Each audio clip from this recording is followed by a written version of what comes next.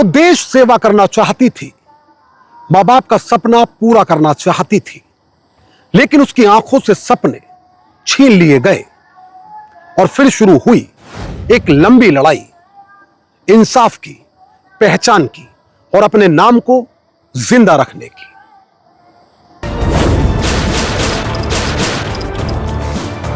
नमस्कार, आदाब दोस्तों, मैं आपका साजिद सैफी हूं और आप हमारी खास पेशकश बेपर्दा देख रहे हैं। और बेपर्दा में आज बात उस प्रीति राठी केस की जिसके लिए कहा जाता है कि जज ने जजमेंट के दौरान इस केस को लेकर जो टिप्पणी की, उसे जिसने भी पढ़ा उसकी आंखों से आंसू छलक गए।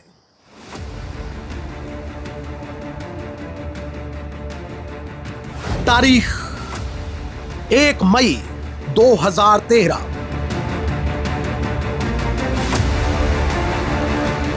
हुआ शाम के करीब 4 बजे। स्थान हजरत निजामुद्दीन रेलवे स्टेशन, दिल्ली। एक साधारण परिवार की बेटी प्रीति राठी दिल्ली से मुंबई की ट्रेन पकड़ती है, गरीब रथ एक्सप्रेस। साथ है पिता और भाई और मन में है एक सपना, देश की बेटी बनने का। गंतव्य मुंबई, मकसद इंडियन नेवी के अस्पताल में बतौर नर्स नई जिंदगी की शुरुआत। पापा कह रहे थे तुम अब सिर्फ मेरी नहीं देश की बेटी बन रही हो, और मैं सोच रही थी शायद अम्मा को हमेशा उस छोटे किचन वाले घर में नहीं रहना पड़ेगा। मुंबई मेरे सपनों का पहला पड़ाव थी। दरअसल प्रीति ने इंडियन नेवी की नर्सिंग परीक्षा पास की थी। मुंबई के इंस्टीट्यूट ऑफ नेवल मेडिसिन में उसकी पहली पोस्टिंग हुई थी, लेकिन मुंबई पहुंचते ही वो हुआ जिसने सपनों से भरे चेहरे को चीख और आग में बदल दिया। तारीख 2 मई 2013। हुआ सुबह करीब 8 बजे।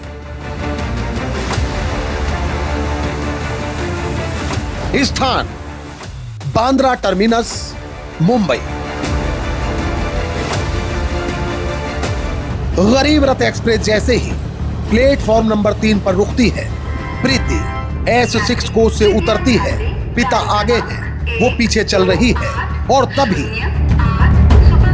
हाय मेरी आंखें पापा, मेरी आंखें जल रही हैं पापा, मुझे कुछ भी दिखाई नहीं दे रहा पापा। कुछ ही सेकंड में सब कुछ बदल गया। तेजाब सिर्फ चेहरे पर नहीं बल्कि प्रीति की पूरी जिंदगी पर फेंका गया था। कोई साफ तस्वीर नहीं थी, गवाह गूंगे हो चुके थे, हमलावर का चेहरा ढका रहा था। सवाल है, प्रीति राठी पर एसिड फेंकने वाला कौन था और क्यों? डॉक्टर, क्या मैं दोबारा देख पाऊंगी? क्या मेरा चेहरा वापस आएगा? मैंने तो किसी का कुछ नहीं बिगाड़ा, फिर ये मेरे साथ क्या हुआ? प्रीति की आंखें झुलस चुकी थी, श्वास नली तक जल चुकी थी, लेकिन वह जिंदा थी। नकाब के पीछे छुपे अपने गुनहगार को देखने के लिए, उसे सजा दिलाने के लिए, इंसाफ पाने के लिए। घटना के 5 दिन बाद भी जीआरपी पुलिस के हाथ खाली थे। एक गवाह था, समीर शेख, एक कूड़ा बीनने वाला व्यक्ति। उसने बस इतना कहा, हमलावर भी उसी ट्रेन से उतरा था। पुलिस को शक हुआ कोई जानकार होगा या कोई फॉलो कर रहा होगा। इस दौरान अस्पताल में प्रीति ने कुछ संदिग्ध लोगों के नाम एक कागज पर लिखे और यहीं से शक गया दिल्ली के 3 नामों पर, सत्यम, अंकुर और पवन।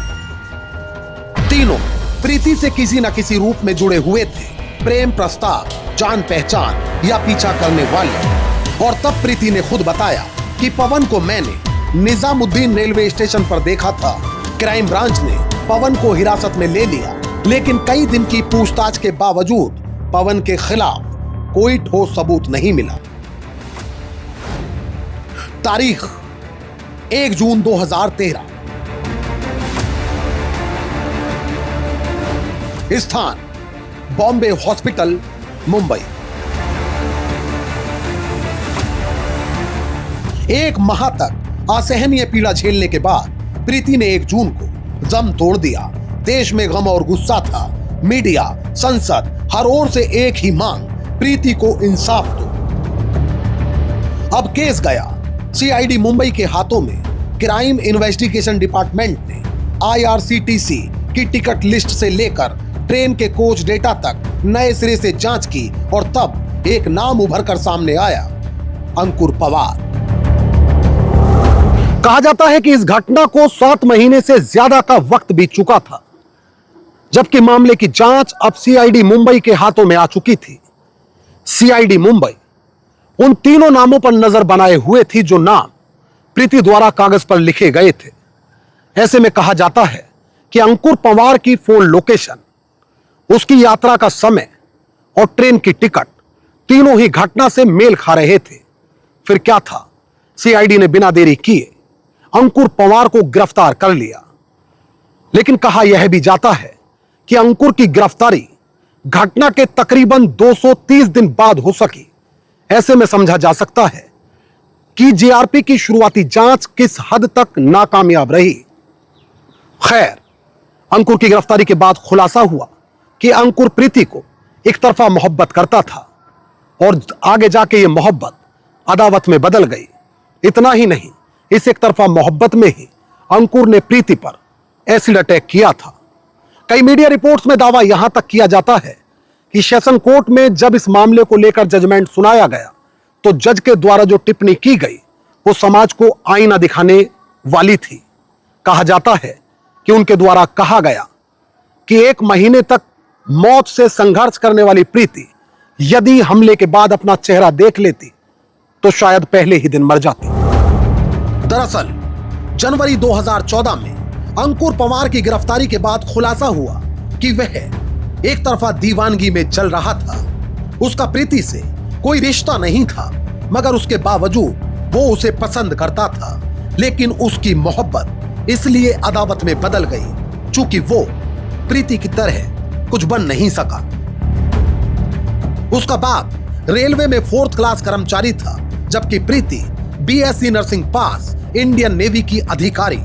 और इसी चलन में उसने प्लान बनाकर ट्रेन में पीछा कर बांद्रा स्टेशन पर प्रीति पर तेजाब से हमला कर दिया।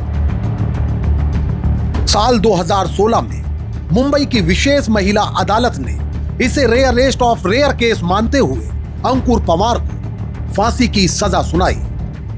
लेकिन साल 2019 में बॉम्बे हाई कोर्ट ने यह फैसला बदलकर उसे उम्र कैद में तब्दील कर दिया और आज वो महाराष्ट्र की जेल में अपने किए की सजा भुगत रहा है। मैंने तो सोचा था दिल्ली पीछे छूट गई, लेकिन नफरत स्टेशन तक पीछा करती रही। मैं नहीं बची, लेकिन अंकुर पवार को मत छोड़ना, ताकि अगली बार कोई सन की किसी बेटी के सपनों पर तेजाब ना फेंके। दरअसल उस सुबह तेजाब सिर्फ एक लड़की पर नहीं, बल्कि वो तेजाब पूरे सिस्टम पर गिरा था। इसलिए जब तक हर अंकुर को सजा नहीं मिलती, तब तक हम क्राइम स्टोरीज अड्डा पर समाज में छुपे ऐसे तमाम लोगों को करते रहेंगे बेपर्दा। दोस्तों, आज की ये सच्ची घटना साल 2013 में मुंबई के बांद्रा रेलवे स्टेशन पर हुए एसिड अटैक की है। इस घटना को लेकर आपकी क्या राय है, वह आप हमें कमेंट करके जरूर बताएं। यदि आप हमारी कहानियां पसंद करते हैं तो हमारे चैनल को तुरंत सब्सक्राइब करके बेल आइकॉन दबा दीजिए। अगर आप हमें सपोर्ट करना चाहते हैं तो हमारे वीडियो के लिंक को अपने दोस्तों और रिश्तेदारों में शेयर जरूर कर दीजिए। यदि वीडियो फेसबुक या इंस्टाग्राम पर देख रहे हैं तो इसे लाइक कमेंट के साथ शेयर करना ना भूलें। मोहित भाटी के साथ चांद मलिक और अमजद राना, क्राइम स्टोरीज अड्डा। तो दोस्तों, फिल वक्त मुझे दीजिए इजाजत। लेकिन यदि आप क्राइम स्टोरीज अड्डा पर बेपर्दा के और भी एपिसोड देखना चाहते हैं तो हमारे चैनल को तुरंत सब्सक्राइब कर लीजिए, बेल आइकॉन दबा दीजिए। इस रिपोर्ट को लेकर आपकी क्या राय है, वह भी आप हमें कमेंट करके जरूर बताएं। और यदि आप चाहते हैं कि हमारे चैनल पर क्राइम की कहानियों का सिलसिला आगे भी मुसलसल बादस्तूर जारी रहे तो हमें सपोर्ट करिए। हमारे वीडियोस के लिंक को ज्यादा से ज्यादा लाइक और शेयर करिए। एक और नई कहानी के साथ हमारी आपसे फिर होगी मुलाकात और क्राइम स्टोरीज अड्डा पर फिर एक नया चेहरा होगा बेपर्दा।